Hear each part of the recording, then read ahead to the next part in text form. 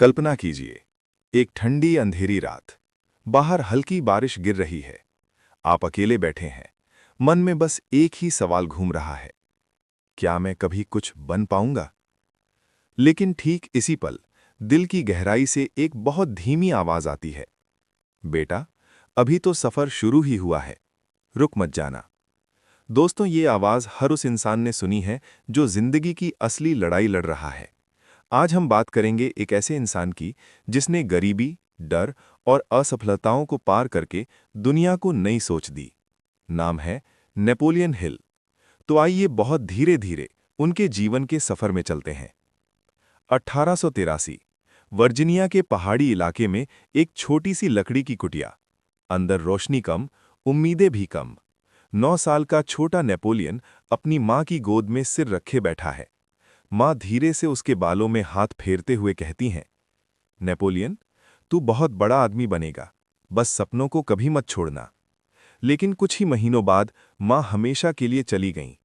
9 साल का वो बच्चा पिता से पूछता है, आंखों में आंसू भरकर, पापा, मां कब वापस आएंगी? पिता बस सिर झुका लेते हैं। घर में सन्नाटा छा जाता है। 2 साल बाद नई मां मार्था घर आईं।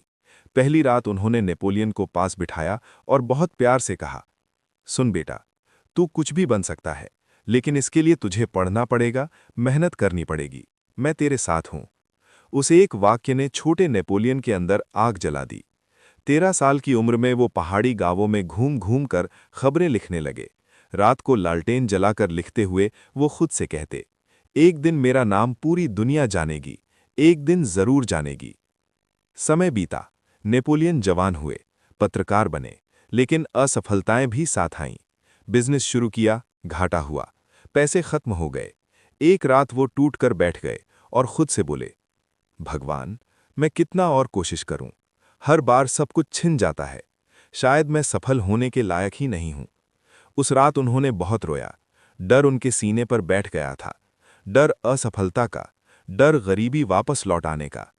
फिर आया वो सुनहरा पल, साल 1908। वे एंड्रयू कार्नेगी से मिलने गए। दुनिया के सबसे अमीर आदमी के सामने बैठकर उनका दिल तेज धड़क रहा था। कार्नेगी ने उनसे पूछा, तुम क्या चाहते हो बेटा? नेपोलियन ने हिम्मत करके जवाब दिया, सर, मैं सफलता का राज जानना चाहता हूं। कार्नेगी मुस्कुराए और बोले, तो सुनो, मैं तुम्हें एक मिशन देता हूं। 20 साल तक 500 सफल लोगों से मिलो, उनसे पूछो कि उन्होंने सफलता कैसे पाई। फिर उस ज्ञान को एक किताब में लिखो, ताकि हर गरीब लड़का जान सके कि सफलता कोई चमत्कार नहीं, वो एक सिस्टम है। करोगे? नेपोलियन की आंखों में चमक आ गई। उन्होंने तुरंत जवाब दिया, सर, मैं करूंगा, चाहे 20 साल लग जाएं, मैं ये काम पूरा करूंगा। ये था उनका टर्निंग पॉइंट। लेकिन 20 साल आसान नहीं थे। कई बार पैसे खत्म हो जाते, परिवार परेशान होता, लोग हंसते। एक बार हालत इतनी खराब हुई कि उनकी पत्नी ने पूछा, क्या अब भी तुम ये किताब लिखने की बात सोच रहे हो? हमारे पास खाने को भी ठीक से नहीं है। नेपोलियन ने उनकी आंखों में देखा और धीरे से कहा, हाँ, क्योंकि अगर मैं आज रुक गया तो मैं खुद को माफ नहीं कर पाऊंगा। रात रात भर जाग कर लिखते, कभी ट्रेन की सीट पर सोते, कभी सिर्फ रोटी और पानी पर गुजारा करते। लेकिन हर रात वो अपनी डायरी में लिखते, मैं हार नहीं मानूंगा, मेरी सोच मुझे सफल बना सकती है। Thoughts are things. आखिरकार साल 1937 आया। पूरी दुनिया महामंदी से जूझ रही थी, लोग हार चुके थे। लेकिन नेपोलियन हिल ने अपनी सबसे बड़ी किताब लिख डाली, थिंक एंड ग्रो रिच। जब किताब प्रकाशित हुई तो लाखों लोग इसे पढ़कर बदल गए।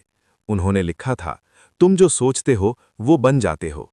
नेपोलियन हिल ने साबित कर दिया कि गरीबी से उठकर भी एक इंसान करोड़ों लोगों की जिंदगी बदल सकता है। दोस्तों, उनकी कहानी हमें ये सिखाती है कि चाहे कितना भी अंधेरा हो, अगर तुम्हारे अंदर इच्छा सच्ची है, विश्वास मजबूत है और मेहनत लगातार है, तो ब्रह्मांड भी तुम्हारे साथ हो जाता है।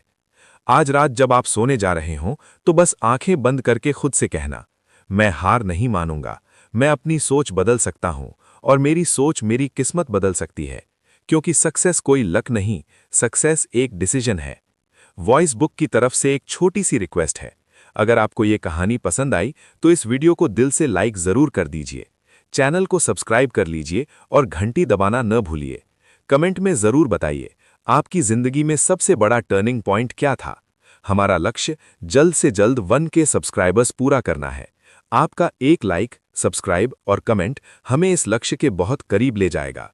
धन्यवाद और याद रखिए, तुम भी कर सकते हो। हाँ, आप भी। शांति से सांस लो और आगे बढ़ो।